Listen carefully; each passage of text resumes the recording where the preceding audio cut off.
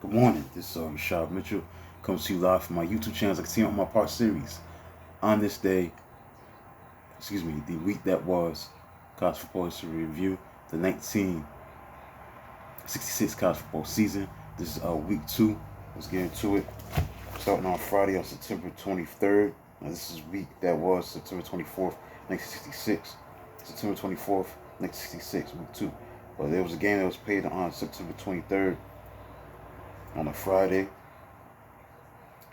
Houston beat Washington State 21-7. Long touchdown that could be tied in length but never broken went into record books for Houston. Quarterback Bo Burvis and ferociously quick halfback Warren McVay teamed up to produce 99-yard pass run touchdown, on which McVay rocketed away untouched from his 20-yard line. He broke up 7-7 in third quarter. Houston went on to win in his first game played on Astrodome's new artificial surface. Washington State was able to compile respectable 356 yards total offense with balance in attack and scored game's opening touchdown. Wazoo quarterback Jerry Henderson had connected on 8-yard touchdown pass to wide receiver Doug Flansburgh in first quarter. Burris tied at 7-7 in the second quarter with first of his 2 touchdown passes to versatile fullback Dickie Post, a pair of aerial plays that measured 11 and 29 yards. UCLA beat Syracuse 31-12.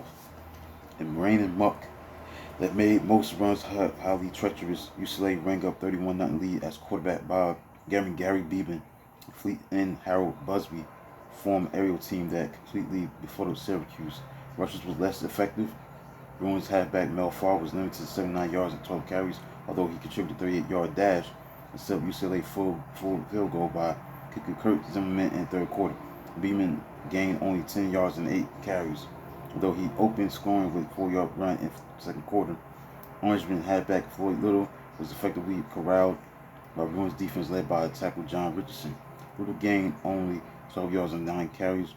Thrilled home crowd with dazzling 65-yard punt return for a touchdown in the fourth quarter to go with his short touchdown run at the end of the 60-yard third quarter march. Sparked by sophomore quarterback Jim Dal Gazel, the game had been swept away in UCLA's 21-point blitz in the second quarter and wide receiver Ray Armstrong's 62-yard punt touchdown return in third quarter. Duke beat Pittsburgh by a score of 14-7. Clemson beat Virginia 40-35. Florida State beat Miami 23-20. Sub quarterback Gary Pagic of Florida State came off the bench to match 2 touchdown passes of quarterback Bill Miller of Miami. The Seminoles got second quarter surge of 17 points from Pagic's first touchdown pass of 27 yards to wide receiver Ron Sellers, wide receiver T.K. Weatherwell, 83-yard kickoff return for a touchdown at the lateral from halfback Bill Mormon, and kicker Pete Roberts field goal. Pagic's last scoring toss, 28 yards to end Thurston Taylor, brought FSU from behind to 23-20 edge. This before midway in the fourth quarter. Miami fullback Doug McGee, who had 81 yards rushing, lost fumble at FSU 20-yard line on next drive and returned favor with another fumble at Seminoles 4-yard line after Miller completed 3 passes and raced 9 yards to 4-yard line in dying moments. Defensive lineman David Braggin's clinching recovery for Florida State. Ohio State beat Texas Christian 14-7. Michigan State beat Penn State 42-8 and rolling up 381 yards of offense. Number 1 Michigan State stars charged to a 35-0 third quarter lead on way to the biggest rout suffered by Penn State since 1949. Sparks defensive end Bubba Smith's bruising tackle put Nittany Lions quarterback Jack White out of the game early in the second quarter.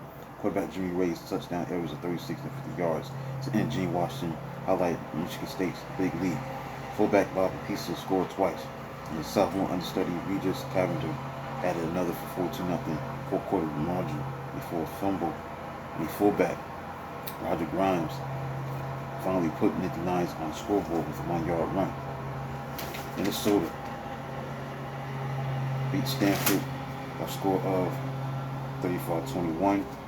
Oregon State beat Iowa by a score of 17-3. Notre Dame, number 18 in the country, beat number 7 Purdue 26-14. Angry Notre Dame defense looked for redemption from 1965 disassembly by Purdue quarterback Bob Greasy. Irish defense played well, but headlines went to sophomore area sensations making their varsity debut. Quarterback Terry Hanratty and Jim Seymour had 13 catches for 276 yards. Seymour finished with second most single-game receiving yards in NCAA history. However, it wasn't completely easy for Notre Dame.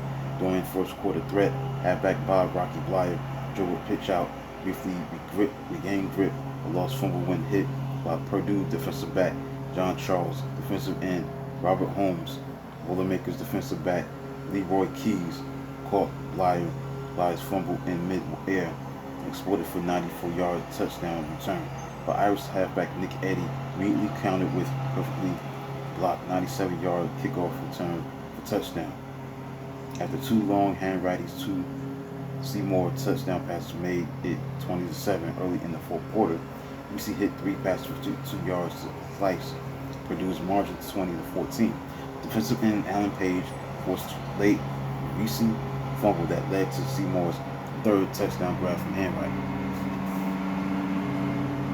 Next, Rice beat Louisiana State 17-15. Colorado beat Baylor 13-7. Air Force beat Washington 10-0. Air Force continued its mastery of Washington, winning its third series tilt as many tries. Huskies rescues they had 5 turnovers led to each score by airmen. The Falcons got their touchdown late in the second quarter. The linebacker Dave Allen recovered fumble at Washington 44-yard line. Quarterback Sonny Litz launched his 27-yard touchdown arrow to wide receiver Carl Jansen. He made leaping grab with 1:16 block clock before halftime. Kicker Dick L wrapped up Air Force's scoring with fourth quarter going with field goal after defensive back Dennis Zyro picked off pass by Washington quarterback Tom Sparling, who missed most of the contest with tender ankle. Sparling involuntarily rattled Huskies' weak air game with 3 interceptions, but their run game was just as inept with only 90 yards. So the September 26th AP poll looked like this. So it include the week 2, the week that was, games that were played on September 24th, including the games played on September 23rd between Washington State and Houston. AP poll at September 26th, number 1 was Michigan State, number 2 UCLA, number 3 Alabama, number 4 Notre Dame, number 5 Southern California, number 6 Nebraska, number 7 Arkansas, number 8 Michigan, number 9 Georgia Tech, and number 10 Tennessee. So it includes a look at week 2, the week that was, the games that were played on September 24th, including the game that was played on September 23rd, 1966, between Washington State and Houston. Please like and subscribe to the channel, do a video of this magnitude soon, sometime this week. Until then, talk to you soon.